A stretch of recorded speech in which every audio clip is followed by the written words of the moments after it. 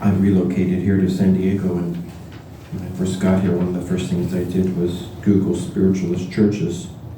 And there was Reverend Rosey, based right on 42nd Street. So I went there, and she was so lovely. She was so welcoming. She was so friendly. I introduced myself as a spiritualist minister, and she probably thought, "Oh God, here comes trouble." But she was so kind to me.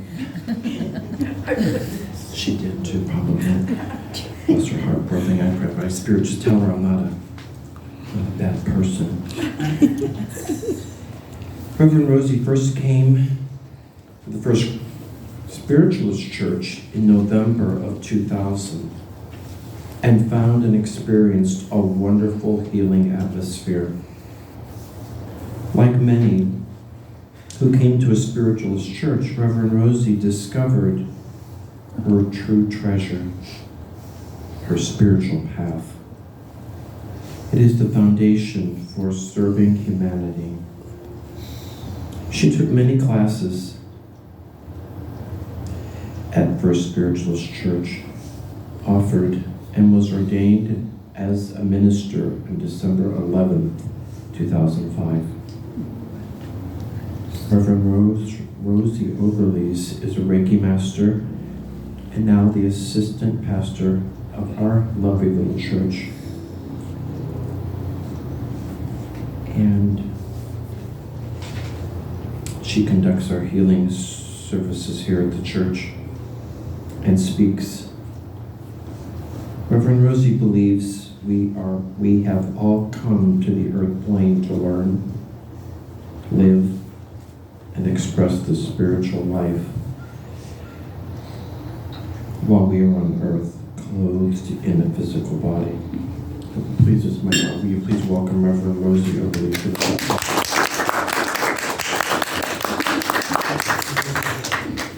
She saw me and she wanted to run. I just know she did. That is so funny. That was so funny because really, I remember when you first came. I'm sure you do. I saw the look on her face. She was like, No, because, you still had your New York, the New York like this. suit, very, very, yeah. So, no, I liked him. But, I just knew he was good. So, you don't see my nose growing. It's funny. And you are. You're really devoted.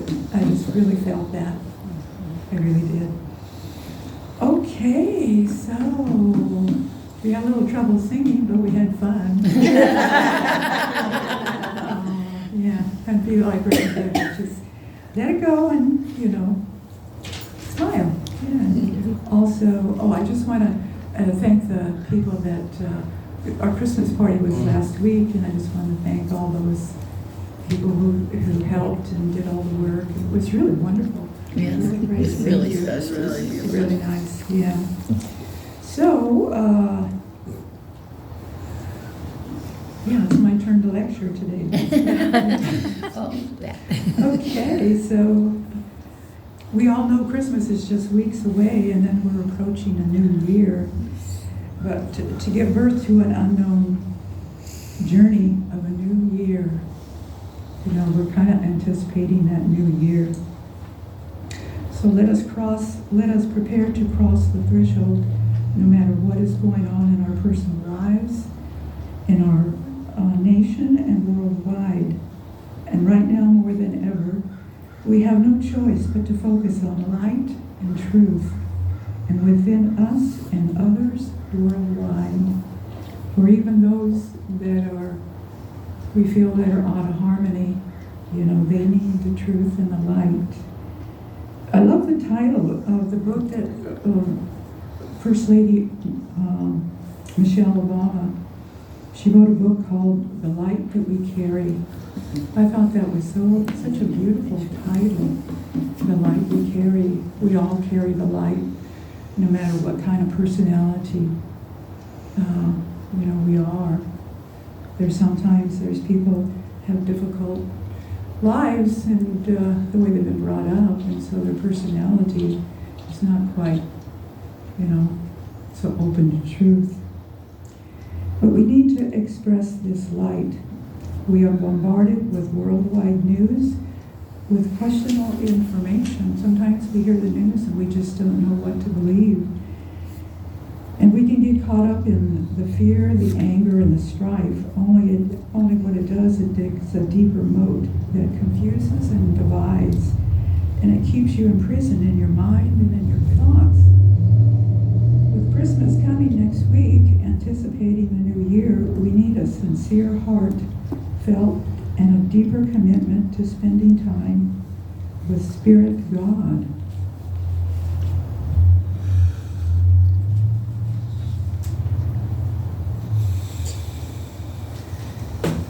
We need to go to a higher source instead of habitually dwelling on our human opinion and human will and assumption. Now here, what I'm going to do is, it came to me this morning I didn't know how to begin it, but now I'm going to begin it to what I wanted to say was, I'm going to reminisce through the year, because I believe last month in November, Reverend Marilyn Johnson spoke, and she spoke on a class that she was teaching, and she had two young ladies that were constantly talking, and it was very disturbing, and she was teaching statistics, so she was not in high school. She was teaching in college, so these young kids, they were really quite out of line. And it was really disturbing to her. But she's very kind. She's very nice. She was very patient with them. But she, no matter what she did, it just didn't seem to stop the disturbance. But she's also very committed to daily meditation. That's her vital life. She believes in it with her whole heart. But she didn't go into the meditation with a purpose. She just went into her meditation as she always does. And as she was patient and compassionate, she received information on their behavior and what was causing it. And so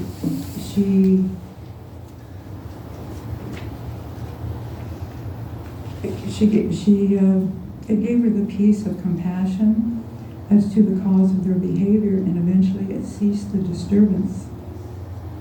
We don't realize how important meditation is. We have different levels of meditation. Sometimes we don't really realize how much more we can be devoted to meditation. To really go in with it with not fearing what your answers are going to come back to you.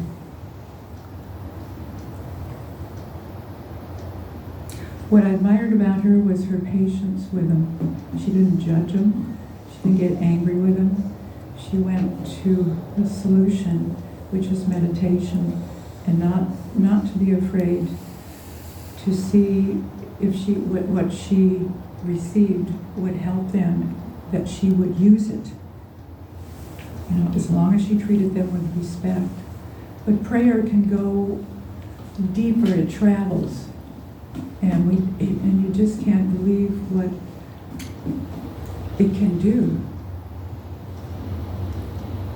But you have to experience it with your own problems. If you have somebody that gives you a bad time, or you're not getting along, or it could be where you work, or anything like that, you have to really make the effort, overcome that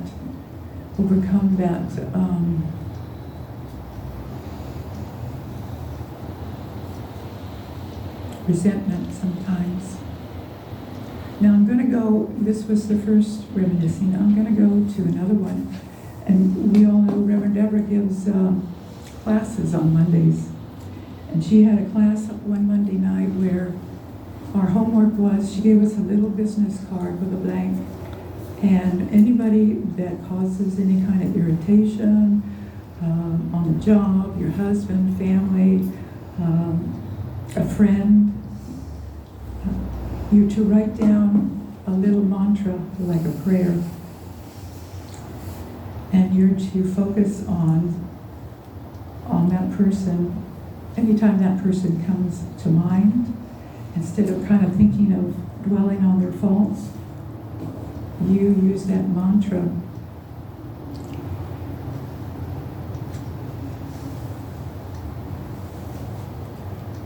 And every time you've thought of them, unexpectedly run into them, spend time or work with them, you have your mantra. It's almost like, read your prayer card as often as needed when discomfort, irritation, when the irritation comes. Sometimes a friend will stop by, and that's the person that you don't really want to see, and then you have to learn right then and there to not let that irritate you, especially if it's a friend that sometimes you have trouble with. So we tried that for a week. And I just wrote, I see and honor God's Spirit in you, the light that is within you. And so I found it to be beneficial to the relationship and better physically, and tension was less.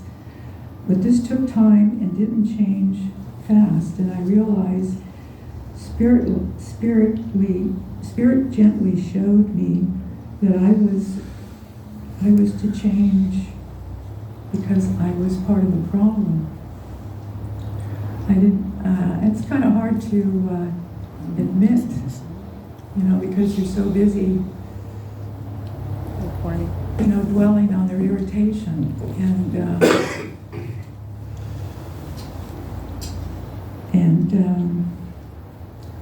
But what was really, touching is that it really made the relationship better.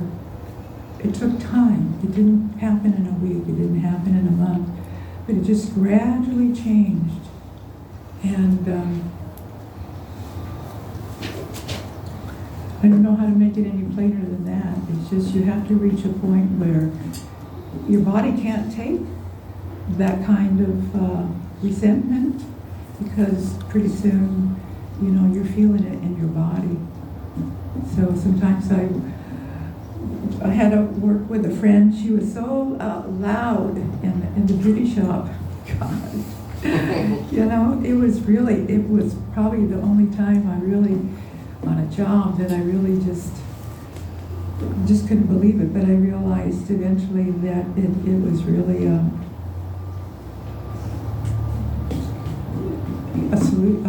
spiritual problem that had to be solved spiritually. But it took years. Now the other one I went to was funny. It was Mike. His name is Massimino. I was listening to the radio, and it was Coast to Coast, and they had a Reverend Doris. She loved that. She was a pastor at First Spiritualist. She loved that show. I was kind of like iffy, but I eventually got hooked on it. But he was an astronaut, and I was about to turn it off because I was getting sleepy. And George Noria asked him. He says, "How do you handle mistakes?" And he says, we're trained for these 6 years, and we're confident in our training, and we're confident in our abilities. And but he says we have a 30-second rule. In those 30 seconds, when you make a mistake or you have a failure, you can call yourself anything you want. You can reprimand yourself for that and just go to town. But after 30 seconds, you cut it out. And then you have to work with the idea that you have to learn from your mistake and or your failure, and try to never let it happen again. And I thought to myself, well, I wouldn't be in space unless I was guaranteed I could come back. But I said to myself, I couldn't afford to brood out there. You have no choice. They have the wisdom, the intelligence to figure out a solution. They did that with Apollo 13. And one thing he tried 4 times to be an astronaut, and the 4th time he made it. But the first time, he had trouble with his eyes, and got more education. But he figured out how to strengthen his eyes. And now he has 20/20 vision. He's got a book out called Moonshot, and maybe I can find out there. But that shows me that when you have a will, you can overcome health issues.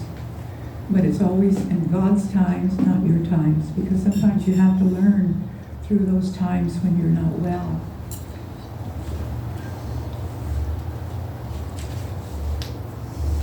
He served on the Hubble Space Telescope twice, and with the Columbia, they just vowed that they would never let that happen again.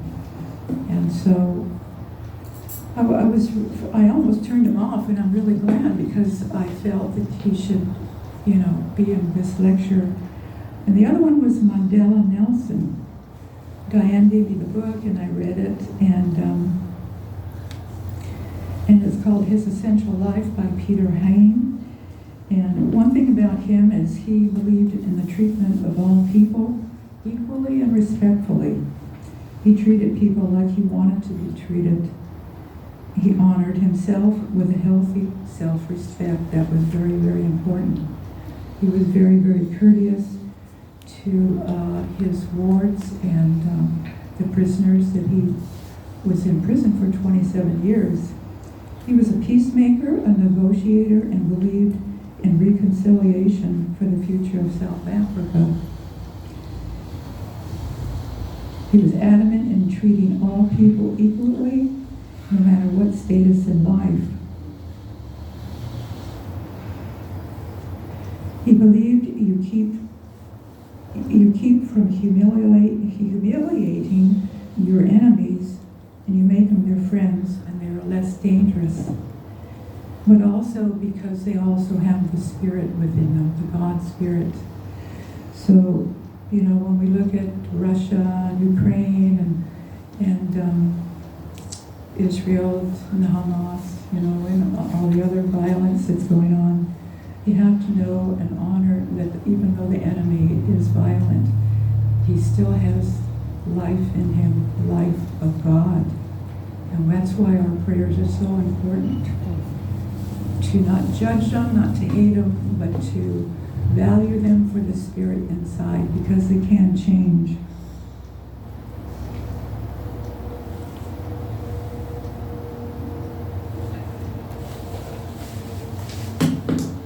Each one of these had a profound enlightenment for me, how vital life and life-changing is meditation. How vital and life-changing is meditation.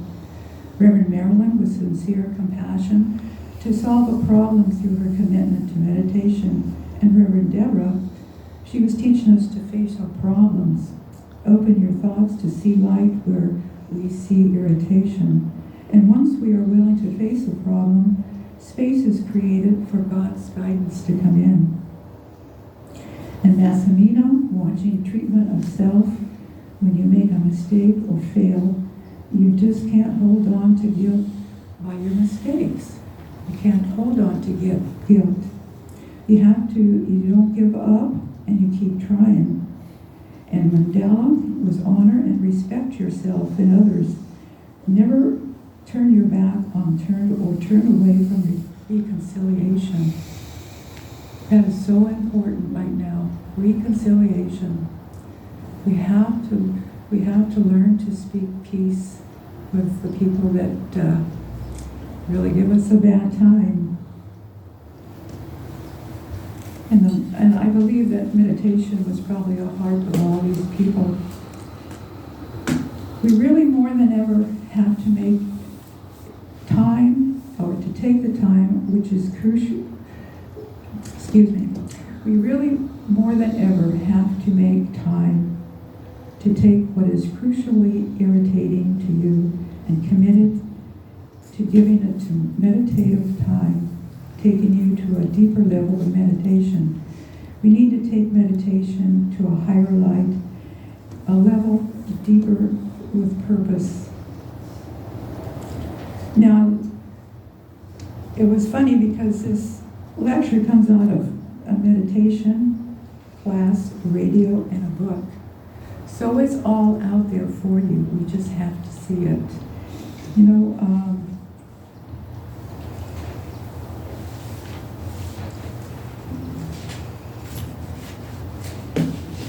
in this season of Christmas and a new year to come, carry the light within you.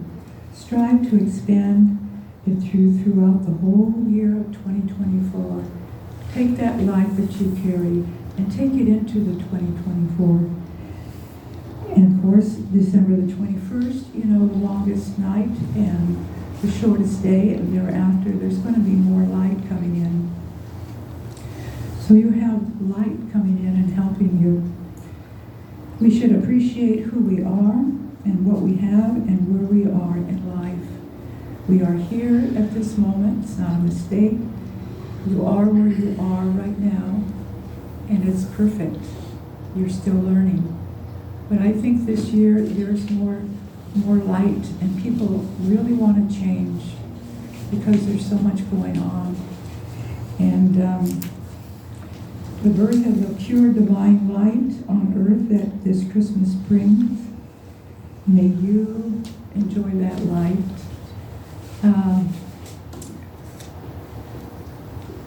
I just want to wish you all a really wonderful Christmas, also a beautiful year, because you all carry the light within. And so this is my completion. I'm a little, I don't know why I feel like I bore you. It's terrible. I don't feel that way. Not at all. Yeah. Not at all. Oh, okay. No. Yeah, but I think, it's, like Reverend Anthony, sometimes, I know he's playing games and we do judge, but I don't think I've ever been so happier in a place than this, because all you people, we teach each other, and that is so beautiful. Thank you.